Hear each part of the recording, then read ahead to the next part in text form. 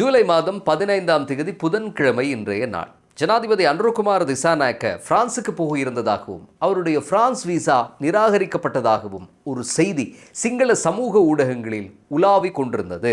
அது இப்போது மொழிபெயர்ப்பாளர்களின் புண்ணியத்தில் தமிழிலும் ஒரு சுற்று வந்து கொண்டிருக்கிறது. இப்போது 150 ரூபாவுக்கு விம் லிக்விட் 200 மில்லிலிட்டர். சரியாக ஒரு மாதத்துக்கு முன்பு வேறு விதமாக ஒரு செய்தி சலங்கை கட்டியிருந்தது. அதாவது ஜனாதிபதி அனுரகுமார் திசாநாயக்க பிரான்சுக்கு செல்ல முன்னர் கோட்டாபய ராஜபக்ச கைது செய்யப்பட இருப்பதாகவும் பயங்கரவாத தடை சட்டத்தில் கோட்டாபய கைதானார் என்ற செய்தியுடன் ஜனாதிபதி பிரான்சுக்கு போய் பிரான்சில் வாழும் தமிழ் டயஸ்போராவை மகிழ்விக்கப் போகிறார் என்றும் ஊர் பெயர் தெரியாத மொட்டை கடிதங்கள் போல பரவிவிட்ட அனாமதேய ஃபேஸ்புக் பக்கங்களில் எழுதப்பட்டிருந்தன. அன்று தமிழ் டயஸ்போராவுக்கு கோட்டாபயவினுடைய கைதை காணிக்கையாக சமர்ப்பிக்கப் போவதாக சொன்னவர்களும் ஒரே தரப்பு தான். இன்று ஜனாதிபதியினுடைய விசா நிராகரிக்கப்பட்டிருக்கிறது என்று சொல்கிறார்களே, அதுவும் ஒரே தரப்பு தான். பொதுவாக மனிதர்கள் தாம் வாழும் சூழலின் ஜன்னல் வழியேதான் உலகத்தை பார்ப்பார்கள். ஐரோப்பிய தேசம் ஒன்றுக்கு விசா விண்ணப்பம் கோரி அது நிராகரிக்கப்பட்ட சூட்டில் இருக்கக்கூடிய ஒரு ஆசாமியை இப்படியான ஃபேஸ்புக் பக்கங்களை நடத்துமாறு பணித்து மேலதிகமாக இலவச வைஃபையையும் ஒரு ஃபோனையும் கொடுத்து விட்டால் என்ன நடக்கும்? அவ்வளவுதான் கதை. அதுதான் ஜனாதிபதி விஷயத்திலும் நடந்திருக்க வேண்டும். முதலில் இவர்களுக்கு ஜனாதிபதி பாவிப்பது என்ன மாதிரியான பாஸ்போர்ட் என்று தெரியாது. ஜனாதிபதியை விடுங்கள், சிவில் விமான சேவை அதிகார சபையினுடைய அதிகாரிகளுக்கு கூட ராஜதந்திர பாஸ்போர்ட்டுகளை விசேட அனுமதியுடன் பெற்றுக்கொள்ள முடியும். அப்படி ராஜதந்திர பாஸ்போர்ட் பயன்படுத்துபவர்களுக்கு கணிசமான நாடுகளுக்கு செல்ல சாமானிய நடைமுறையின் கீழ் விசா பெறுவதற்கு வரிசையில் போய் நிற்க தேவையில்லை. ஒன் அரைவல் விசா டிக்கெட் எடுத்துக்கொண்டால் விமானத்தில் ஏறிவிடலாம். இப்படித்தான் நிலவரம் இருக்கிறது. ஆக மொத்தத்தில் ராஜதந்திர பாஸ்போர்ட் பாவிப்பவர்களுக்கு நம்மை போல சாமானியர்களுக்கு இல்லாத சலுகைகள் இருப்பது எதுவுமே இவர்களுக்கு தெரியாத போது இப்படி நாட்டினுடைய சர்வ அதிகாரமிகு ஜனாதிபதி பயன்படுத்தும் பாஸ்போர்ட் பற்றி தெரிந்து கொள்ளப் போகிறார்கள். நமக்கு ஏன் பிரான்ஸ் விசா மறுக்கப்படுகிறது என்பதற்கு காரணங்கள் பலவற்றை அடுக்கி கொண்டு போகலாம். முதலாவது, நமது விண்ணப்பத்தை பார்த்ததுமே இவர் போனால் ஆள் திரும்பி வரவே மாட்டார் என்று விசா ஆஃபீஸர் கருதியிருக்கலாம். இதற்கு வலுவான காரணம் தேவையில்லை. அப்படி கருதுவதற்கு விசா ஆஃபீஸருக்கு பூரண சுதந்திரமும் இருக்கிறது. அல்லது வங்கி கணக்கில் போதிய பணம் இருக்காது. அப்படியும் இல்லாவிட்டால் இலங்கையில் வலுவான பிணைப்புகள் இருக்காது. அதாவது அவருக்கென்று சொத்துக்கள் இருக்காது, நிலையான தொழில் இருக்காது. இப்படி பல. சில நபர்களுக்கு எல்லாமே இருக்கும், ஆனால் ட்ராவல் ஹிஸ்டரி எதுவும் இருக்காது. எடுத்த உடனேயே பிரான்சுக்கு விண்ணப்பம் போட்டிருப்பார். இன்னும் சிலருக்கு குற்றப்பின்புலம் இருக்கலாம். இப்படி சொல்லிக்கொண்டே போகலாம். தமது வீட்டின் சாளரம் வழியாக உலகத்தை பார்க்கும் ஆசாமி இதில் ஏதாவது ஒரு காரணத்துக்காகத்தான் ஜனாதிபதியின் விசா நிராகரிக்கப்பட்டிருப்பதாக கருதியிருக்க வேண்டும். இது என்னவோ ஸ்டூடெண்ட் விசா அல்லது விசிட் விசா என்று நினைத்திருக்கக்கூடும். ஜனாதிபதி பிரான்ஸ் போனால் திரும்பி வரமாட்டார் என்று விசா ஆஃபீஸர் நினைத்திருக்கலாம் என்று அரசாங்க தரப்பிலும் பதிலுக்கு சொல்லியிருந்தால் செம்மையாக இருந்திருக்கும். இவர்களுடைய பொம்மை உலகம் மேலும் ஆனந்தப்பட்டிருக்கும். ஆனால் அப்படி ஒரு பதிலை சொல்லாமல் நேற்றைய ஊடகவியலாளர் சந்திப்பில் அமைச்சர் நலிந்த ஜெயதிச இப்படியான கோமாளிகளை மட்டுப்படுத்த ஆன்லைன் சேஃப்டி ஆக்ட் நிகழ்நிலை காப்பு சட்டத்தை கொண்டு வர முயற்சி நடைபெறுவதாக கூறினார். இது மாதிரியான இவர்களுடைய மாண்புமிகு பொய்களுக்கு இப்போதெல்லாம் வெறும் ஓரிரு நாட்கள் தான் ஆயுள் இருக்கிறது. இவர்கள் இதுவரை கட்டி எழுப்பியவையெல்லாம் முப்பெரும் கற்பனைகள் மட்டும்தான். பொய்யாகவே பிறந்து பொய்யாகவே வாழ்ந்து வெறும் வதந்திகளாக அவை செத்து போய்விட்டன.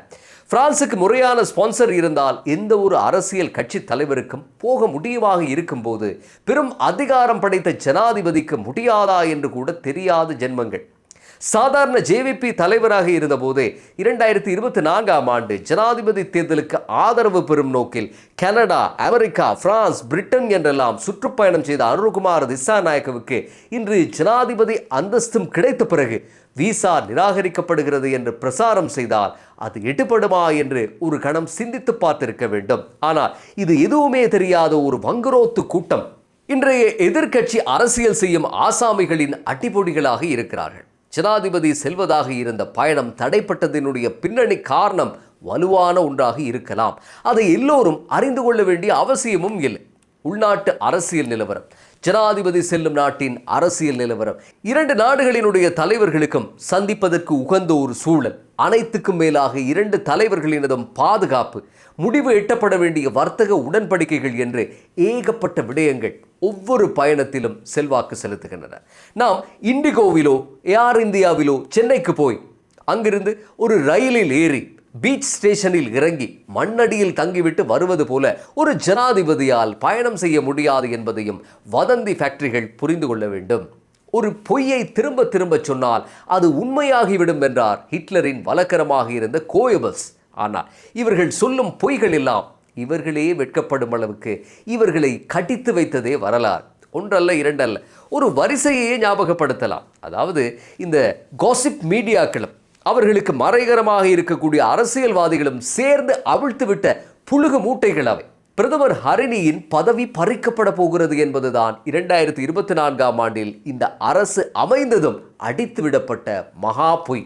அதன் பிறகு ஹரிணியுடன் 30-40 பேர் விலகப் போவதாக தினமும் வேதம் ஓதப்பட்டது. இந்த செய்திகளை சும்மா ஊர் பெயர் தெரியாத நபர்கள் பரப்பவில்லை.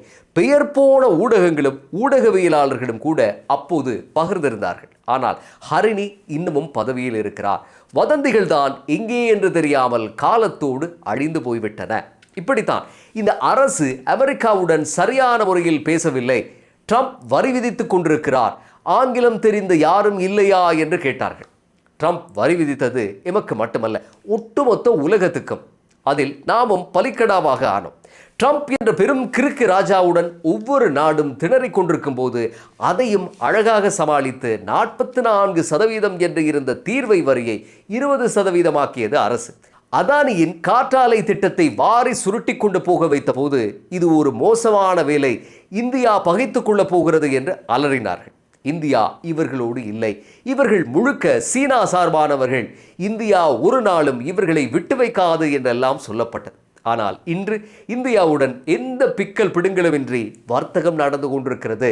பிரிட்டன் கடந்த ஜனவரியில் இருந்து இலங்கை ஏற்றுமதிகளுக்கு தீர்வை வரியை மொத்தமாக நீக்கி இருக்கிறது.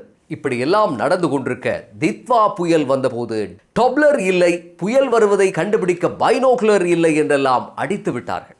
இவர்களது காலத்தில் அதெல்லாம் இருந்தது போலவும் நாடு வானிலை சம்பந்தமான மதிப்பீடுகளில் அமெரிக்காவையே விஞ்சி இருந்தது போலவும் கதறினார்கள். ஆனால் இது தொடர்பாக கோப் கமிட்டியில் நடந்த விசாரணைகளின் போது பேசிய வானிலை அவதார நிலையத்தின் அதிகாரி ஒருவர், தித்வா என்ற பிரம்மாண்டம் என்பது யானை போன்றது என்றால் அனர்த்த முகாமை நிலையம் ஒரு சிரட்டை போன்றது என்றும் அத்தனை பெரும் இயற்கை பேரழிவை தடுத்து நிறுத்த மனித சக்தியால் முடியாது என்றும் கன்னத்தில் அறைந்தாற் போல பதில் சொல்லியிருந்தார்.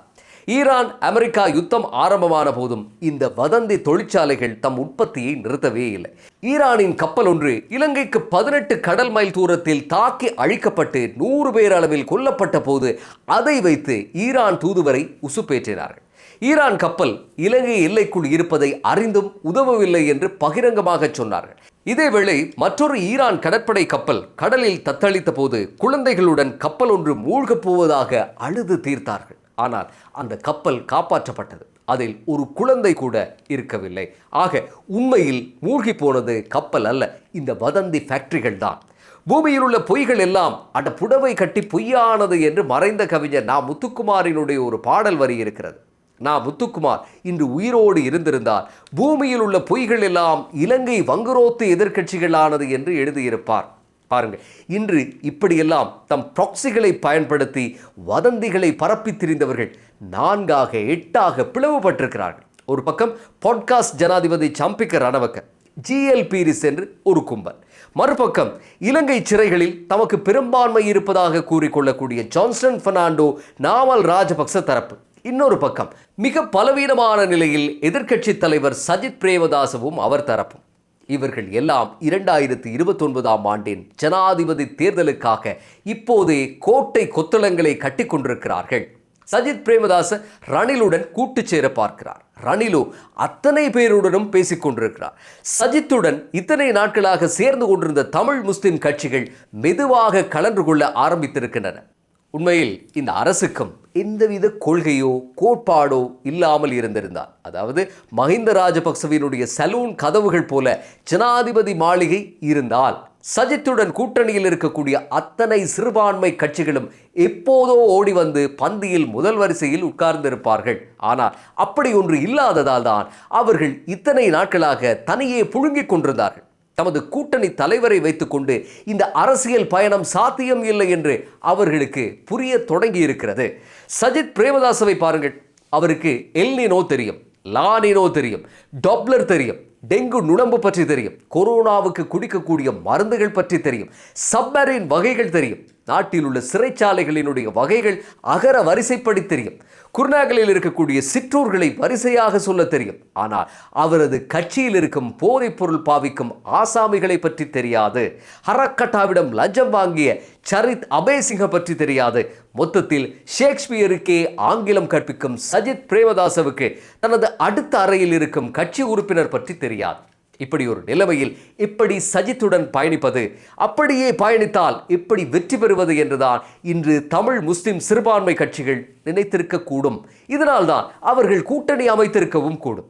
இவர்கள் தலைவர் சஜித் பிரேமதாசவுடன் கலந்து பேசிவிட்டுத்தான் இந்த கூட்டணியை அறிவித்தார்கள் என்கிறார் முஜிபுர் ரஹ்மான். அப்படி எதுவும் இல்லை என்கிறார் மனோ கணேசன். இது எப்படியோ நாம் நேற்று சொன்ன பிளவுஸ் ஹோட்டல் கடை கதை போல கூட்டு எதிர்க்கட்சிகளில் ஏகப்பட்ட வகையறாக்கள் வந்துவிட்டன. இதோ முஸ்லிம் தமிழ் கூட்டும் வந்திருக்கிறது.